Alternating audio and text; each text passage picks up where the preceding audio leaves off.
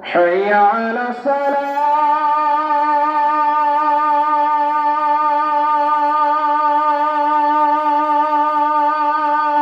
حي على الفلاح.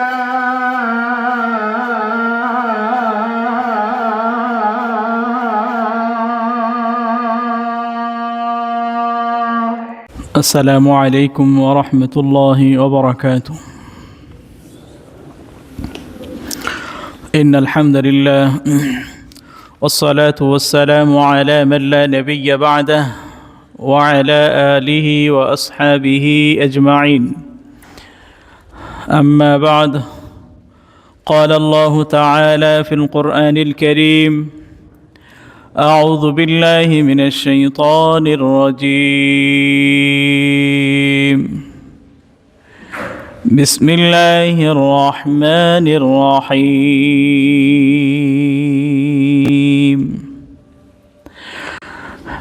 الرحمن علم القرآن خلق الإنسان علمه البيان.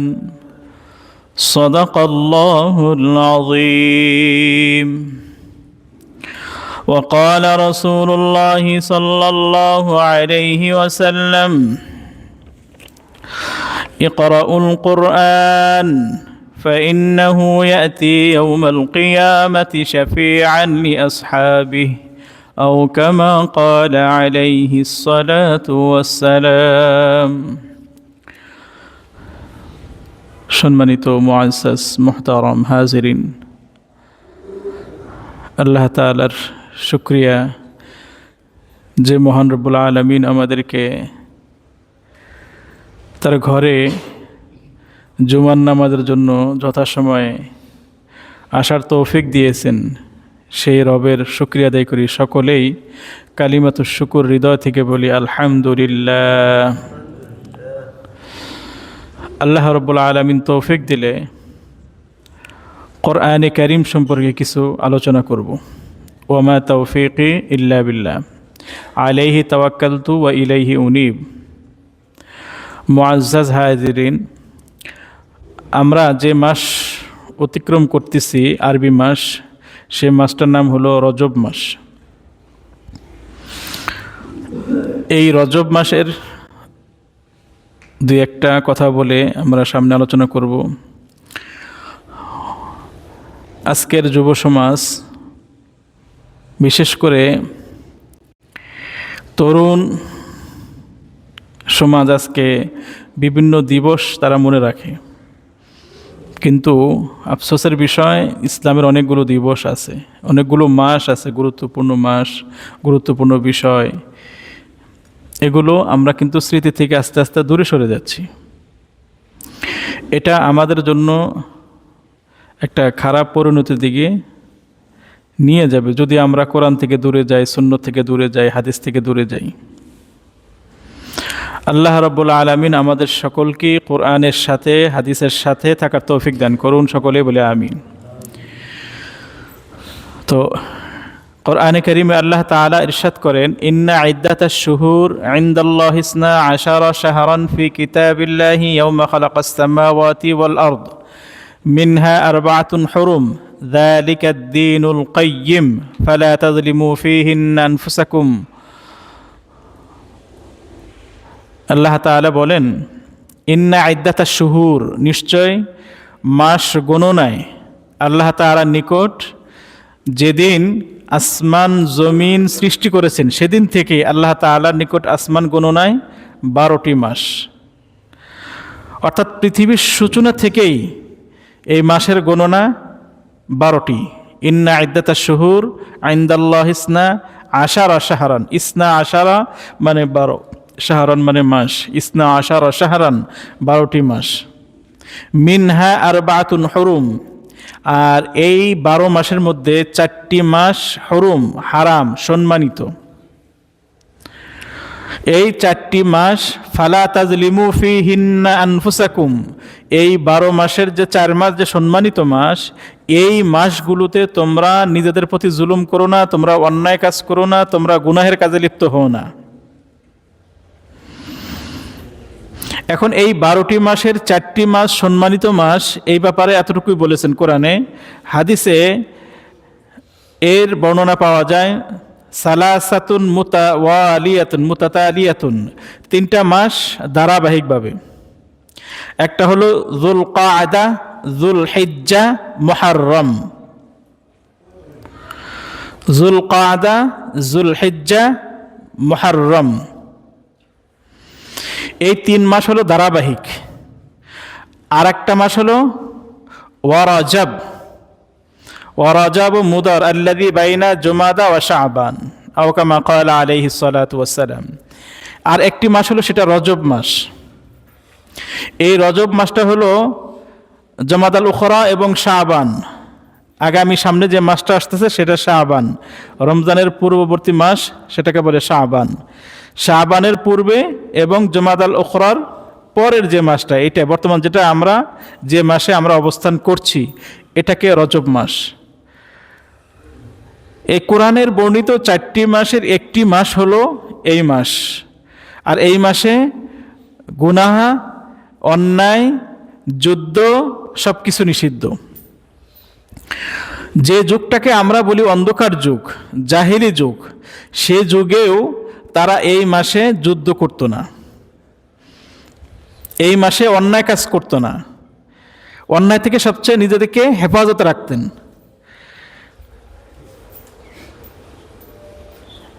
এই মাসটাকে তারা এইভাবে সম্মানিত করেছেন। আবার একটা হাদিসে পাওয়া যায় যে রাসূল সাল্লাল্লাহু আলাইহি ওয়াসাল্লাম রজব মাস আসার সাথে সাথে আল্লাহর কাছে দোয়া করতেন, আল্লাহুম্মা বারিক লানা ফি রজব ওয়া শাবান ওয়া বাল্লিগনা রমাজান। আমরা সকলেই বলি, সবাই আমার সাথে সাথে, আল্লাহুম্মা বারিক লানা ফি রজব ওয়া শাবান ওয়া বাল্লিগনা রমাজান। আল্লাহুম্মা বারিক লানা ফি রজব ওয়া শাবান ওয়া বাল্লিগনা রমাজান।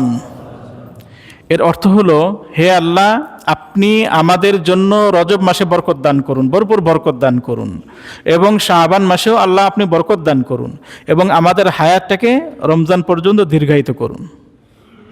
তো এই দোয়াটা আমরা পড়ব। এই দোয়ার ব্যাপারে জয়ীফ বলা হয়েছে, কিন্তু এটা রাসূল সাল্লাল্লাহু আলাইহি ওয়াসাল্লামের হাদিসে আসছে, বর্ণিত হয়েছে। আর এই মাসে আরেকটা ঘটনার কথা বর্ণিত হয়েছে, যদিও তারিখ নিয়ে মতামত রয়েছে, ইখতিলাফ রয়েছে।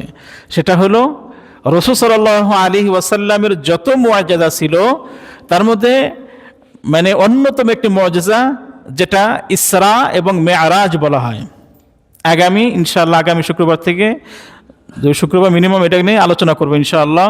ওমা তাওফীক ইল্লা বিল্লাহ। ইসরা এবং মেরাজের যে ঘটনাটা হয়েছিল, বাইতুল্লাহ থেকে বাইতুল মাকদিস এবং বাইতুল মাকদিস থেকে সিদরাতুল মুনতাহা পর্যন্ত যে সফর হয়েছিল, রাত্রিকালীন যে সফর হয়েছিল, সেই ইসরা এবং মেরাজের যে ঘটনাটা এই মাসে সংঘটিত একটা রিওয়ায়াত বর্ণিত আছে। যে রাত্রে আল্লাহ তাআলা আমাদের জন্য 5 ওয়াক্ত নামাজ ফরজ করেছিলেন। আল্লাহ তাআলা কোরআনে কারিমে, হাদিসে যেগুলো পাওয়া যায়, যেগুলো আমাদের বুনিয়াল ইসলাম আলা খামসিন, যে ইসলামটাকে বিভিন্ন ইবাদত দ্বারা সুসজ্জিত করা হয়েছে, তার মধ্যে 5টা স্তম্ভ আছে ইসলামটাকে খাড়িয়ে। 5টা বুনিয়াল ইসলাম, একটা ঘরটাকে 5টা স্তম্ভ দাঁড় করানো হয়েছে, 5টা ইবাদত। তো এই ইবাদতের মধ্যে একটা ইবাদত, যেটা আল্লাহ তাআলা সরাসরি আল্লাহ তাআলা তার রাসূলকে ডেকে নিয়ে তারপরে দিয়েছেন, সেটাই হলো নামাজ। আর বাকি রোজা, হজ, যাকাত, এই সমস্ত ইবাদতগুলো আল্লাহ তাআলা রাসূলকে ওহীর মাধ্যমে জানিয়েছেন, ফরজ করেছেন। ইয়া আইয়ুহাল্লাযীনা আমানু কুতিবা আলাইকুমুস সিয়াম, ইয়া আইয়ুহাল্লাযীনা আমানু কুতিবা আলাইকুমুল কিতাল। এই যে জিহাদ, কিতাল, সিয়াম, ওয়া আতিমুল হজ্জা ওয়াল উমরাহ, হজ, ওয়া আকিমুস সালাতা ওয়া আতুজ যাকাত, যাকাতের কথা বলা হয়েছে। এগুলো আল্লাহ তাআলা ওহীর মাধ্যমে রাসূল সাল্লাল্লাহু আলাইহি ওয়াসাল্লামের বিভিন্ন সময় এটাকে ফরজ করা হয়েছে। কিন্তু নামাজ একমাত্র ব্যতিক্রম, যেখানে যে নামাজটা আল্লাহ তাআলা নিজে রাসূল সাল্লাল্লাহু আলাইহি ওয়াসাল্লামকে মিরাজের রাত্রে নিয়ে তার কাছে দিয়েছেন। কত গুরুত্বপূর্ণ ইবাদত।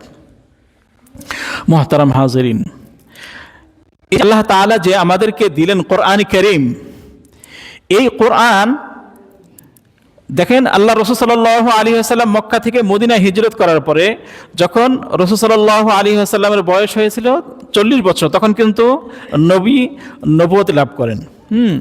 নবুয়ত ওহী শুরু হওয়ার থেকে নিয়ে মাত্র 23 বছরে গোটা এই জাহিলি যুগের অন্ধকারটাকে দূর করে দিয়ে মানে কি করেছেন, খয়রুল কুরুন করনি।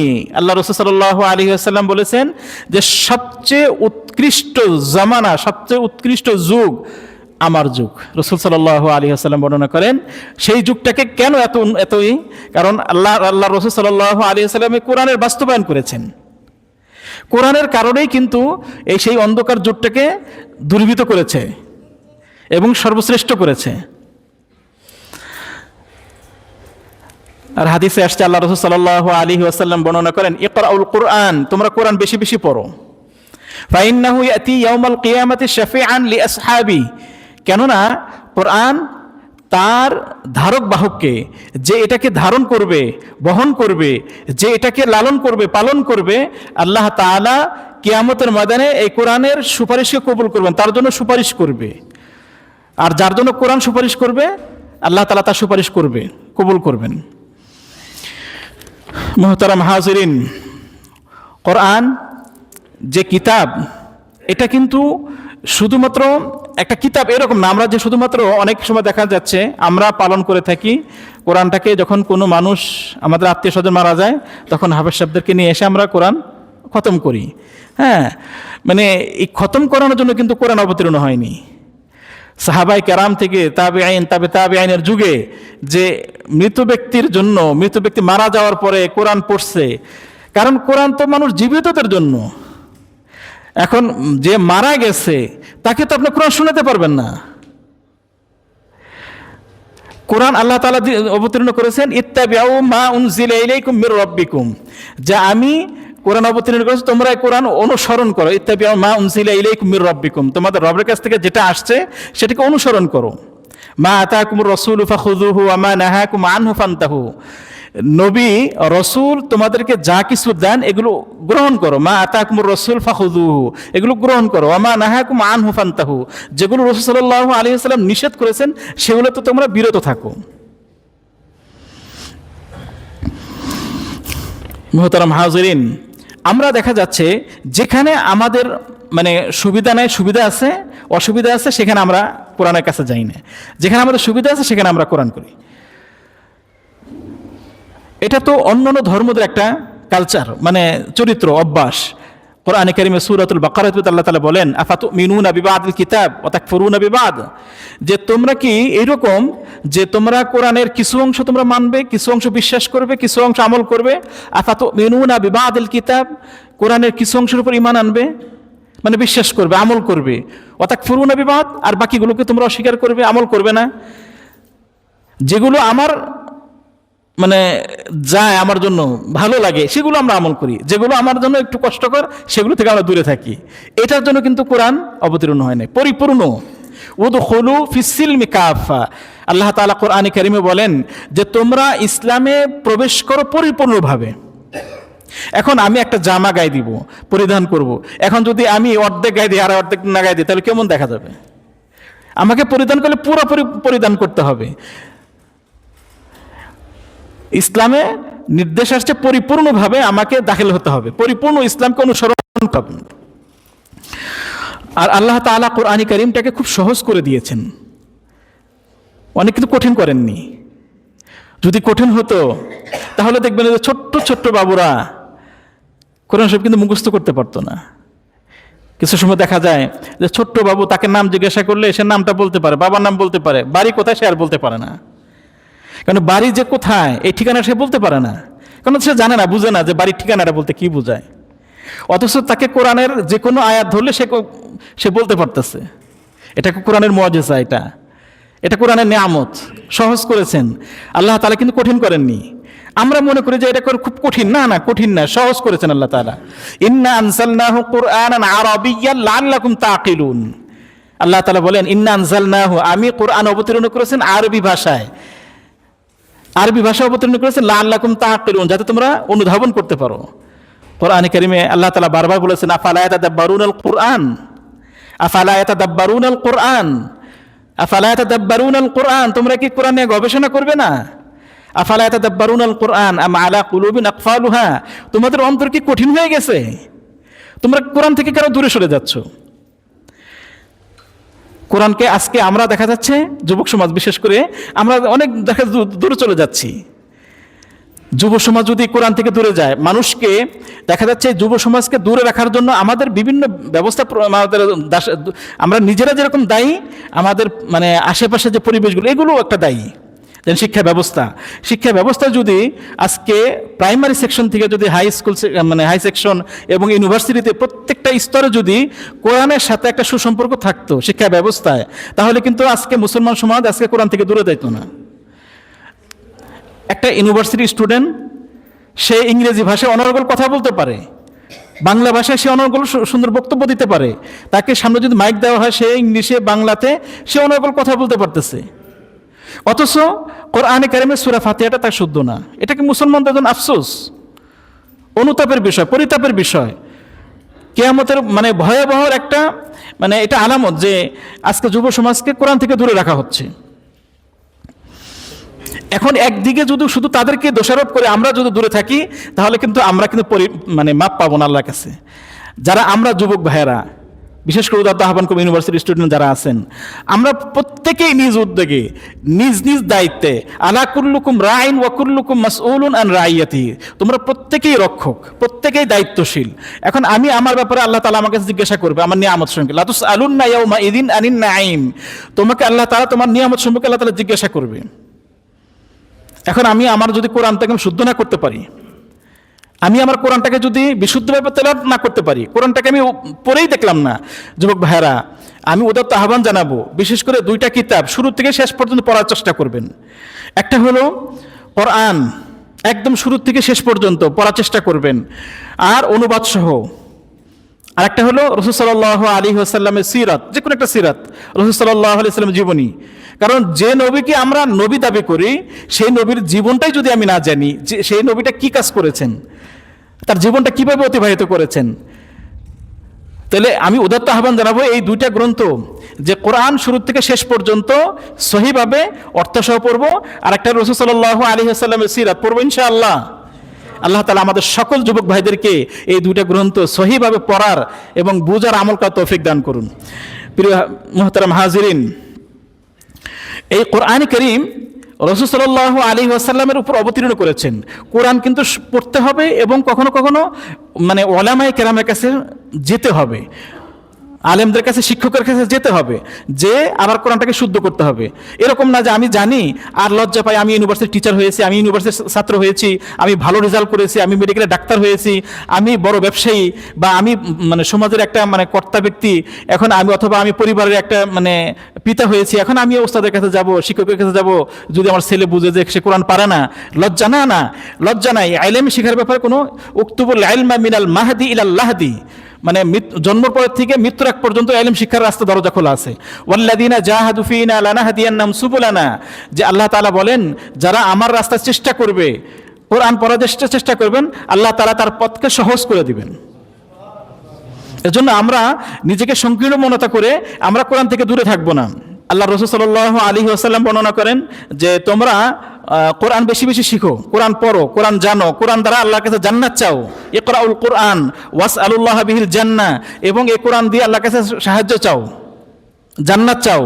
হ্যাঁ, কেননা যে কখন ক্বাবলা আন ইয়াতাআল্লামা, যে তোমরা এমন জামানা আসার পূর্বে কোরআন শিখো যে জামানা মানুষ কোরআন শিখবে তিন শ্রেণীর মানুষ। এক শ্রেণীর মানুষ হবে রাজুলুন ইউবাহি বিহি, যে কোরআন শিখবে আত্ম অহংকার করার জন্য। দেখবেন অনেক সুরে সুরে কেরাত পড়ে বা অনেক জাননেওয়ালা, সে অহংকার করার জন্য কোরআন শিখবে। অহংকার করার জন্য কোরআন শেখা যাবে না। দ্বিতীয়ত ওই ব্যক্তি যে ব্যক্তি কোরআন শিখবে এবং সেই কোরআন দিয়ে তার রিজিক সে অন্বেষণ করবে, সে রিজিক করবে, হ্যাঁ, এইগুলো দিয়ে, এই এক শ্রেণীর মানুষ। আর এক শ্রেণীর ইকরাউহু লিল্লাহ, আরেকটা হলো আল্লাহ তাআলার উদ্দেশ্যে সে কোরআন তেলাওয়াত করবে। তো এই জন্য আমরা কোরআন তেলাওয়াত করবো একমাত্র লিওয়াজহিল্লাহ, আল্লাহ তাআলার জন্য। আর এই কোরআনটাকে প্রতিষ্ঠা করতে হবে। ইয়া আইয়ুহার রাসূল বাল্লিগ মা উনজিলা ইলাইকা মির রাব্বিকা ওয়া ইল্লাম তাফআল ফামা বাল্লাগতা রিসালাতা। আল্লাহ তাআলা রাসূলকে বলতেছেন, হে নবী, ইয়া আইয়ুহার রাসূল বাল্লিগ, আপনি প্রতিষ্ঠা করুন, তাবলীগ করুন, হ্যাঁ, পৌঁছে দিন। ইয়া আইয়ুহার রাসূল বাল্লিগ মা উনজিলা ইলাইকা মির রাব্বিক, আপনার উপর যা কিছু অবতীর্ণ হয়েছে। এখন রাসূল সাল্লাল্লাহু আলাইহি ওয়াসাল্লামের কোরআনে যেগুলো অবতীর্ণ হয়েছে এগুলো কি কোনোটাই আল্লাহ রাসূল সাল্লাল্লাহু আলাইহি ওয়াসাল্লাম গোপন করেছেন? কোনো সন্দেহ আছে? 100% একটা অক্ষর রাসূল সাল্লাল্লাহু আলাইহি ওয়াসাল্লাম গোপন করেননি, পরিপূর্ণভাবে বাস্তবায়ন করেছেন। এই কথা আল্লাহ তাআলা বলতেছেন, ফাইল্লাম তাফআল বাল্লাগতা রিসালাতাহু, যদি আপনাকে না পৌঁছান, কোনো কিছু গোপন করেন, তাহলে বোঝা যাবে আপনি আপনার রিসালাতটাকে পরিপূর্ণভাবে আপনি তাবলীগ করেননি, আপনি পরিপূর্ণভাবে বাস্তবায়ন করেননি। আল্লাহ সাল্লাল্লাহু আলাইহি ওয়াসাল্লাম বলেন, খায়রুকুম মান তাআল্লামাল কুরআনা ওয়া আল্লামা, তোমাদের মধ্যে সবচেয়ে উৎকৃষ্ট বান্দা যে কোরআন শিখে এবং কোরআন শিখায়। মানে যে কোরআন শিখে সেও সেরা, আর যে কোরআন শিখায় সেও সেরা। তাহলে আমরা তো যদি শিখি আমরা সেরা হব, এই জমানার মধ্যে সেরা হব। শুধু এখানে না, আল্লাহ রাসূল সাল্লাল্লাহু আলাইহি ওয়াসাল্লাম এই কথা বলেন না যে দুনিয়ার ভিতরে সেরা, সে আখিরাতেও সেরা। সেরা হব ইনশাআল্লাহ। আল্লাহ তাআলা আমাদের সকলকেই কোরআনের মাহাত্ম্য বুঝে তার পড়া তৌফিক দান করুন, আমিন। প্রিয় হাজিরিন, আল্লাহ রাসূল সাল্লাল্লাহু আলাইহি ওয়াসাল্লাম বর্ণনা করেন, যারা কোরআন পড়ে আর যারা কোরআন পড়ে না, এদের একটা উদাহরণ দিয়েছেন সুন্দর। একটা হাদিসে আসছে, যে মুমিন কোরআন তেলাওয়াত করে তার উদাহরণটা হলো লেবুর মতো, কমলা লেবুর মতো। আচ্ছা, কমলা লেবু যারা দেখছেন, এটা একটা সুঘ্রাণ আছে, আপনি যখন ভাঙবেন তখন দেখবেন রুমটাকে সুঘ্রাণ হয়, কমলা লেবু সুঘ্রাণ হয়। আবার এটা খেতেও কিন্তু সুস্বাদু। তো মুমিনের উদাহরণ, যে মুমিন কোরআন তেলাওয়াত করে তার উদাহরণ হলো কমলা লেবুর মতো, অর্থাৎ সে সুঘ্রাণ অপরকে সুঘ্রাণ করে দেয়, আবার এটা খেতেও খুব মজা। আর যে মুমিন কোরআন পড়ে না কিন্তু মুমিন, কোরআন পড়ে না, সে মুমিন কিন্তু কোরআন পড়ে না, তার উদাহরণ হলো খেজুরের মতো। তার কাছে কোনো গ্রান আছে কিন্তু খেতে সুস্বাদু, নফস অর্থাৎ স্বয়ং খেজুরটা সুস্বাদু। আবার অপরদিকে মুনাফিক, যে মুনাফিক কোরআন পড়ে, মুনাফিক, মুমিন না, মুনাফিক, সে মুখে একটা অন্তরে আর একটা, তাকে বলে মুনাফিক। মুনাফিকের তিনটা চিহ্ন: সত্য কথা বলে না, সে কথা বলে মিথ্যা কথা বলে, ওয়াদা করলে ভঙ্গ করে, আমানত রাখলে আমানত খেয়ানত করে। এই মুনাফিকের কথা বলছেন, যে মুনাফিক কোরআন তেলাওয়াত করে তার উদাহরণ হলো, একটা হলো মাকাল ফলের মতো। আর যে মুনাফিক কোরআন তেলাওয়াত করে না তার উদাহরণ হলো তিক্ত দুর্গন্ধময় একটা ফল আছে, সে ফলের মতো।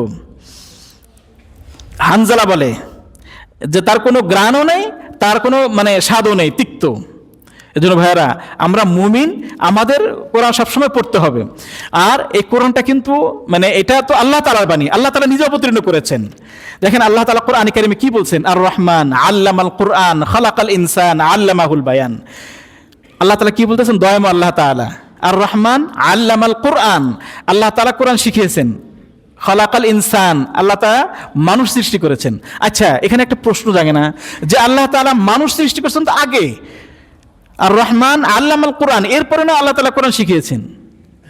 কিন্তু এখানে বর্ণনাটা ভিন্ন করেছেন আল্লাহ তাআলা, যে আর রহমান দয়াময় আল্লাহ তাআলা আল্লামাল কুরআন, কোরআন শিখিয়েছেন, ও খালাকাল ইনসান আল্লামাহুল বায়ান, এরপর আল্লাহ তাআলা বলতেছেন মানুষকে সৃষ্টি করেছেন। তাহলে মানুষ সৃষ্টি তো আগে করেছেন,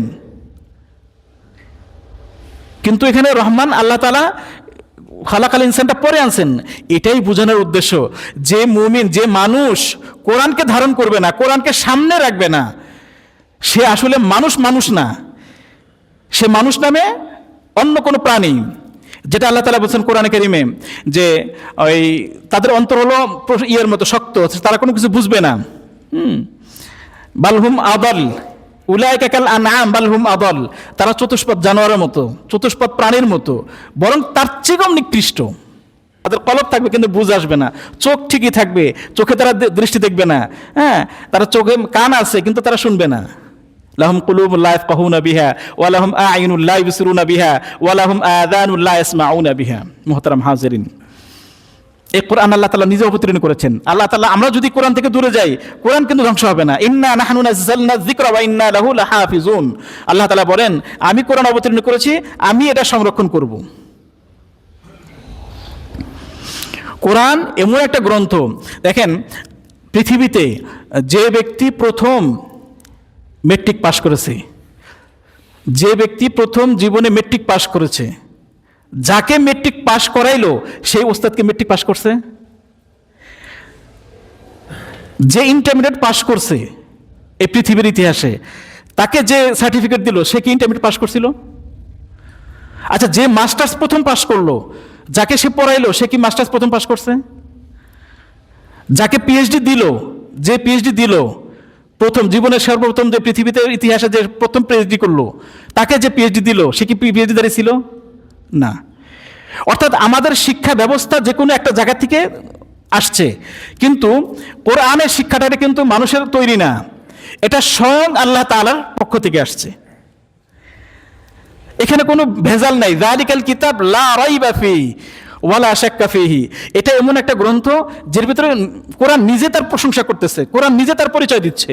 আপনি যদি কোরআনকে বলেন যে কোরআন তুমি কোথায়, তোমাকে কে নাজিল করেছেন, কোরআন বলবে তানজিলাম মিম্মান খালাকাল আরদা ওয়াস সামাওয়াতিল উলা, যে কোরআন তো তার পক্ষ থেকে আসছে যে নাকি আসমান জমিন সৃষ্টি করেছে। তুমি যদি আপনি আল্লাহকে জিজ্ঞাসা করেন তুমি এতদিন ছিলা কোথায়, কোরআন উত্তর দেবে বাল হুয়া কুরআনুম মাজিদ ফি লাওহিম মাহফুজ, আমি তো লৌহে মাহফুজে ছিলাম, সংরক্ষণ ছিলাম। যে আপনি জিজ্ঞাসা করেন আচ্ছা লৌহে মাহফুজ ছিল, তুমি কে আনলো দুনিয়াতে, কিভাবে আসলা তুমি এখান থেকে? আল্লাহ তাআলা কোরআনে বলতেছেন ওয়া ইন্নাহু লাতানজিলু রাব্বিল আলামিন নাযালা বিহির রূহুল আমিন আলা কলবিকা লিতাকুনা মিনাল মুনযিরিন বিলিসানিন আরাবিয়্যিম মুবিন। এই কোরআন তো আল্লাহ তাআলার পক্ষ থেকে এসেছে জিবরাইলের মাধ্যমে। নাযালা বিহির রূহুল আমিন, জিবরাইলের একটা নাম হলো রূহুল আমিন, আর এটা আরবি, স্পষ্ট আরবি ভাষায়। আচ্ছা মানলাম, তোমার কার উপর অবতীর্ণ করেছেন? আল্লাহ তাআলা বলতেছেন তাবারাকাল্লাযী নাযালাল ফুরকানা আলা আবদিহি লিয়াকুনা লিল আলামিনা নাযীরা। এটা রাসূল সাল্লাল্লাহু আলাইহি ওয়াসাল্লামের উপর অবতীর্ণ হয়েছেন। ওয়া আমানু বিমা নুজিলা আলা মুহাম্মদ, কোরআনে কারীমে সূরা মুহাম্মদের ভিতরে আল্লাহ তাআলা বলতেছেন ওয়া হুয়াল হাক্কু মির রাব্বিহিম ওয়া আমানু বিমা আনজালা আলা মুহাম্মাদিন ওয়া হুয়াল হাক্কু মির রাব্বিহিম। এটা মুহাম্মদ সাল্লাল্লাহু আলাইহি ওয়াসাল্লামের উপর অবতীর্ণ হয়েছে। আপনি যদি কোরআনকে জিজ্ঞাসা করেন যে তোমার ভিতরে কি আছে, আমরা তো সমাজে বাস করি, আমরা তো এখানে সমাজনীতি দরকার, আমরা তো ব্যবসা করি, আমাদের অর্থনীতি দরকার, আমরা তো পার্শ্ববর্তী রাষ্ট্র আছে, পররাষ্ট্র নীতি দরকার, তোমার ভিতরে কি এগুলো আছে?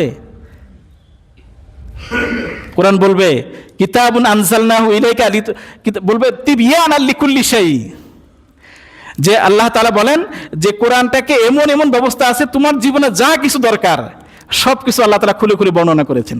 তিবিয়ানা লিকুল্লি শাই, যে সব কিছু আল্লাহ তাআলা স্পষ্ট বর্ণনা করেছেন। আচ্ছা মানলাম যে এখন যে কোরআন দ্বারা পড়লে আমাদের কি ফায়দাটা কি?